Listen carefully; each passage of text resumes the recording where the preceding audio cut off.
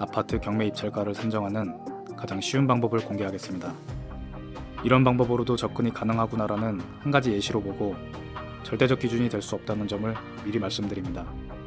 바운더리를 정하자면 요즘 같은 월세 강세인 시기에 30평대 아파트를 입찰할 때 계산해 볼 수 있는 기준입니다. 한 아파트 30평대가 경매로 나왔다고 예를 들겠습니다.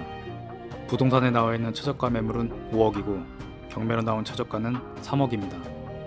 얼마에 입찰하실 건가요? 4억 9천만 원 이하로 받으면 될까요? 저라면 월세 시세를 먼저 보겠습니다.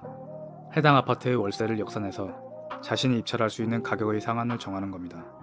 이 아파트의 월세를 조사해보니 보증금 3천만 원에 월세는 100만 원이라고 해보겠습니다. 연간 낼 월세는 1200만 원이겠죠. 이 1200만 원은 내가 주택담보대출을 받았을 때 내야 할 이자보다 높으면 안 됩니다. 주택담보대출 금리 5%, LTV는 70%라고 한다면 방금 본 월세 1200만 원을 이자로 전부 내더라도 손해가 아닌 금액, 즉 내 대출금 상한과 매수 가격을 역으로 계산할 수 있겠죠. 쉽게 말해 월세를 이자라고 생각하고 역산하는 겁니다. 계산해 보겠습니다. 1200만 원 나누기 금리 5% 나누기 LTV 70% 더하기 보증금 3천만 원은 3억 7285만 원입니다. 여기에서 취득세나 인테리어 비용을 빼주면 됩니다. 취득세와 인테리어 비용 대략 1000만 원을 뺀다면 3억 6285만 원이 됩니다. 이 3억 6285만 원이라는 금액을 입찰가 기준으로 삼습니다. 해당 아파트 30평대의 실제 거래된 월세 시세를 보고 계산기만 두드리면 한 가지 기준을 쉽게 정할 수 있는 겁니다. 이렇게 계산을 하는 이유는 수익과 비용을 0으로 맞추기 위해서입니다. 내가 만약 경매로 낙찰받아 실거주나 전세계획에 실패하고 바로 월세를 주더라도 손해가 나지 않으면서 보유할 수 있는 금액이죠. 금리가 오를 것이 예상된다면 계산식에 더 높은 금리를 써줄 수도 있습니다.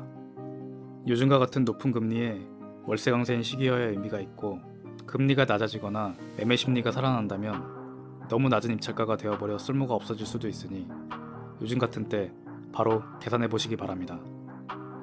이 계산식을 기준으로 삼는 이유는 우리가 입찰해서 경쟁해야 하는 상대방이 크게 세 가지로 분류되기 때문입니다.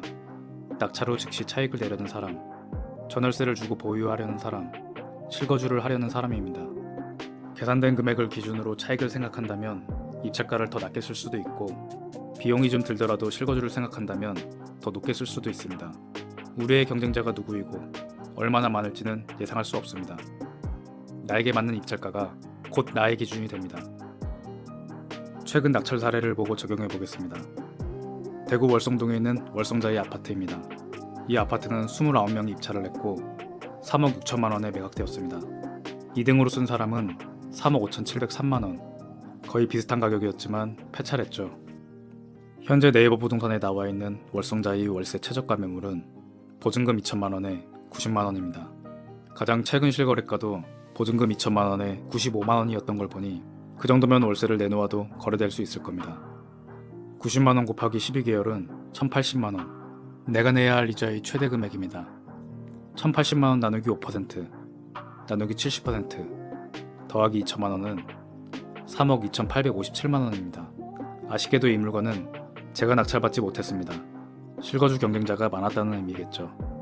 내가 마음에 드는 물건을 낙찰받지 못하더라도 그건 나보다 여력이 되는 사람에게 양보할 수밖에 없습니다. 반대로 다른 사람보다 비싼 가격으로 높게 낙찰받았더라도 이건 내 기준에 맞는 내 물건이 되는 겁니다. 여기까지 이해하기 조금 어려웠을 수도 있습니다. 그리고 오늘 소개한 입찰가보다 말도 안 되는 높은 가격에 낙찰되는 사례도 만날 수 있습니다. 하지만 매일같이 쏟아지는 경매 신건을 모두 분석하기에 우리의 시간은 부족합니다. 거래가 되지 않고 있는 매매 효과로 시세를 파악하기 어렵고 그에 따라 너무 많은 시간, 손품과 발품을 팔아야 합니다. 하지만 오늘 말씀드린 한 가지 기준으로 오늘도 열심히 부동산 공부에 임하는 여러분의 시간적 거리가 단축되었으면 하는 마음에 준비해봤습니다. 관심 지역의 경매 물건을 이런 한 가지 나만의 기준을 세워서 모의 계산을 해보고 그 결과를 확인한다면 그리고 그 루틴을 꾸준히 반복한다면 내가 원했던 좋은 기회를 반드시 잡을 수 있을 거라 확신합니다.